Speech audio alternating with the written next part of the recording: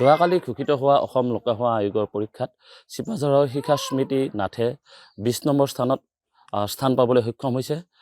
চিপাঝাৰ সাতঘৰীয়া গাঁৱৰ এগৰাকী মেধাৱী ছাত্ৰী এই স্থান লাভ কৰিবলৈ সক্ষম হৈছে।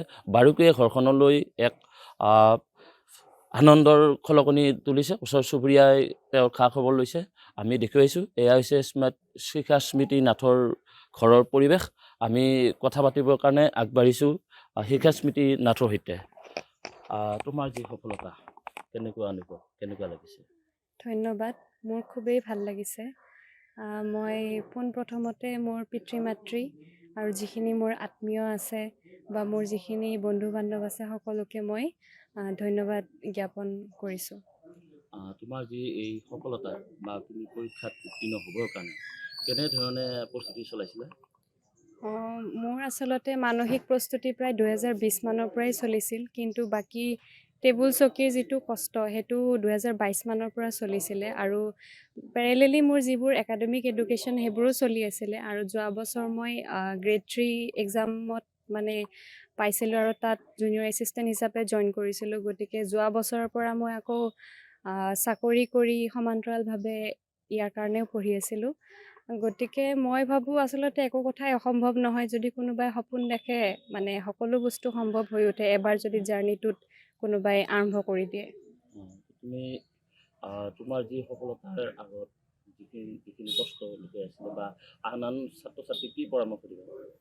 মই ইয়াকে ক'ব খোজোঁ যে তেওঁলোক সকলোবোৰ যিহেতু উঠি অহা মানে ল'ৰা ছোৱালী সকলোৱে এইবোৰ পৰীক্ষা দিয়ক আৰু বৰ্তমানে এই যিটো পৰীক্ষাৰ ব্যৱস্থা বহুত নিকা হৈছে, স্বচ্ছ হৈছে আৰু যিবোৰ প্ৰচেছবিলাক বহুত খৰতকীয়া হৈছে। এতিয়া বছৰে বছৰে এক্সাম হয়। আগত APSC এক্সাম 2-3 বছৰলৈ হোৱা নাছিল। গতিকে বহুতো ল'ৰা ছোৱালী এনেকৈ ভুক্তভোগী হ'বলগীয়া হৈছিলে। কিন্তু বৰ্তমান মই চৰকাৰকো মই এই ক্ষেত্ৰত মোৰ ফালৰ পৰা ধন্যবাদ জ্ঞাপন কৰিছোঁ। আৰু যিখিনি ল'ৰা ছোৱালী আছে তেওঁলোকে আপ্ৰাণ চেষ্টা কৰক, মই ভাবোঁ সফল হ'ব।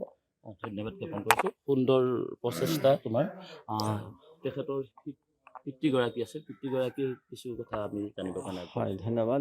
মানে মই পৰমেশ্বৰৰ কৃপা লাভ কৰিবলৈ সক্ষম হৈছোঁ। লগতে আপোনালোকৰ সকলোকে আজি মোৰ সন্মুখত মোৰ গৃহত পাই মই আনন্দ ভোগ কৰিছোঁ। ছোৱালী আমাৰ একমাত্ৰ ছোৱালী, তাই পঢ়া শুনা নিজাববীয়াকৈ কৰিছে আৰু সেই সন্দৰ্ভত আমাৰ যদিও আৰ্থিকভাৱে কিছু কষ্ট অনুভৱ কৰিছোঁ, কিন্তু তাই পঢ়া শুনাৰ ক্ষেত্ৰত যথাযথ ব্যৱস্থা কৰি দিবৰ কাৰণে প্ৰচেষ্টা আগবঢ়াইছিলোঁ আৰু সেইমতে তাইও কুণ্ঠাবোধ কৰা নাই বা কোনো কৰা নাই। গতিকে তাই আগুৱাই গৈছে আৰু মই আশা কৰিম তাইৰ এতিয়া বৰ্তমান যিমানবিলাক অনুজ আছে এইসকলেও তাইক এটা উদাহৰণ হিচাপে লৈ পেলাই তেওঁলোকো আগুৱাই যাওক। ভগৱানে তেওঁলোকৰো সফল কাম কৰি দিয়ক, তাকে ধন্যবাদ জ্ঞাপন কৰিছোঁ। আমাৰ সৈতে এখন হায়াৰ ছেকেণ্ডাৰী প্ৰাক্তন অধ্যক্ষ মাননীয় অক্ষয়নাথ আছে, এগৰাকী শিক্ষাবিদ, সাহিত্য সেৱাৰ সৈতেও তেখেত জড়িত। তেখেতৰ সৈতে আমি দুই এষাৰ কথা পাতিবৰ কাৰণে আগবাঢ়িছোঁ। নমস্কাৰ। নমস্কাৰ। কেনেকুৱা লাগিছে? এইটো কেনেকুৱা লাগিছে এইটো ক'বই নালাগে, কাৰণ শিখা স্মৃতিৰ পিতৃ মোতকৈ জ্যেষ্ঠ যদিও আমি বন্ধু হিচাপে ব্যৱহাৰ কৰোঁ। তেখেতৰ পৰিয়াল সম্পৰ্কে মই একেবাৰে জানো।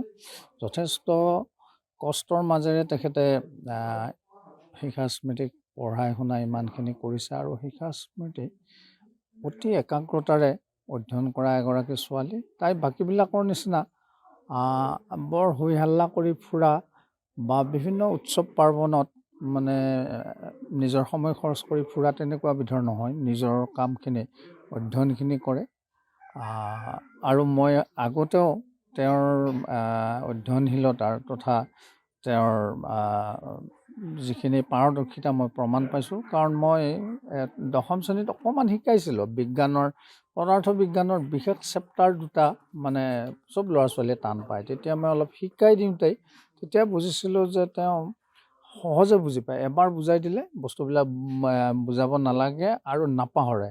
গতিকে তেতিয়াই মই জানিছিলোঁ যে তেওঁ যিফালে নপঢ়ক সদায় মানে পাৰিব ছাকচেছ হ'ব পাৰিব এই কথাটো মই তেতিয়াই অনুমান কৰিছিলোঁ। যিকোনো খবৰৰ বাবে যোগাযোগ কৰক 7099017330 লগতে 7099017110 নম্বৰত।